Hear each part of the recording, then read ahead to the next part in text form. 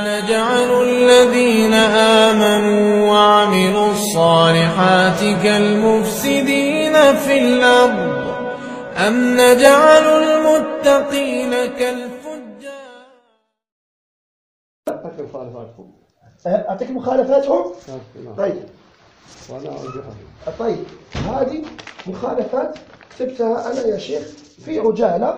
المخالفات المنهجية لأهل إيش؟ المجلة يا شيخ. أقرأ لك كتابتي.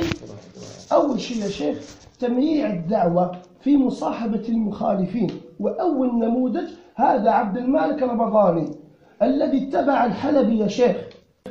جماعة الإصلاح ذهبوا ما عند عبد المالك رمضاني واجتمعوا به دون بقية المشايخ الآخرين. يمكن يجمعوه من المناصحة. طيب نعم شيخ ما في إشكال. لما جلسوا معه يا شيخ والله المستعان طعن فيك يا شيخ ووصفك بالكذاب والله المستعان، ووصف الشيخ عبيد برجالات العصابات يا شيخ. هذا الطعن عند جماعة الإصلاح؟ اي نعم في المجلس هو قالها. لما خرج أحد المشايخ من هناك أخبر الشيخ الأزهر أنه طعن في الشيخ ربيع وقال عليه كذاب، وطعن في الشيخ عبيد وقال عليه رجل عصابات. هذا عبد المالك. هذا عبد المالك رمضان. طيب الآن يا شيخ الجماعة سكتوا ما تكلموا. الشيخ الأزهر شهادة لله ما عرفنا الشيخ ربيع في الجزائر والله إلا بالشيخ. لما اجتمعوا مع الشيخ مع عبد المالك رمضاني الشيخ عز الدين ورضا أبو شامة وتوفيق عمرون وعثمان عيسي طعن فيك وطعن في الشيخ عبيد. ايش سووا يا شيخ؟ قالوا نحن جلسنا معه للنصيحة. طيب ما شاء الله ما في إشكال. بس لما خرج عبد المالك رمضاني من الجلسة ايش قال يا شيخ؟ قال لما خرجنا تعانقنا. كيف إنسان يطعن في الشيخ ربيع أمامك، يطعن في الشيخ ربيع أمامك وفي الشيخ عبيد تخرج معه بالعناق؟ بعدين هم لما خرجوا لا تكلموا ما وقع في المجلس.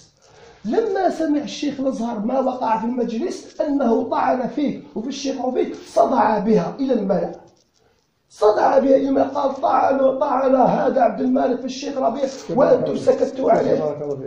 نعم تفضل شيخ. الشيخ الأبان مخذوف عبد المالك. نعم أعرف شيخ. بلغوه أن هذا فلان يفعل كذا وكذا. أعرف يا شيخ. بلغوه. نبلغه بإذن الله. بلغوه.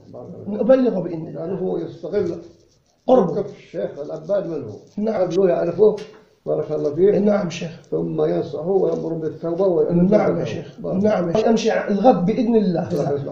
تفضل شيخ. أنا رأيي دائما توجيهي لمن يدعي السلفية. نعم. أن يتراجعوا عن أخطائهم. نعم. من كل الأطراف. طيب نعم. وأن يتفاخروا ويصيروا طريق واحد. نعم يا شيخ. أبلغهم هذا الكلام. نعم. أبلغه.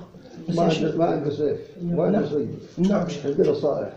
نعم شيخ. بارك الله. نعم يا شيخ. فننصحهم بهذه النصائح أن يتقوا الله عز وجل في أنفسهم. نعم شيخ. ويتراجعوا عن أخطائهم. نعم. ويتآلفوا وتكون كلمتهم واحدة. نعم. وكلمتهم عالية. نعم. ينفع الله بها الناس بارك الله فيك ويدفع عنهم بالشر. كنت من المتابعين الجدد اشترك الآن في القناة ليصلك الجديد بالضغط على الزر الأحمر أسفل القناة مع تفعيل الجرس، ولا تنسوا دعم المقطع بلايك. شكرا لكم جزيل الشكر.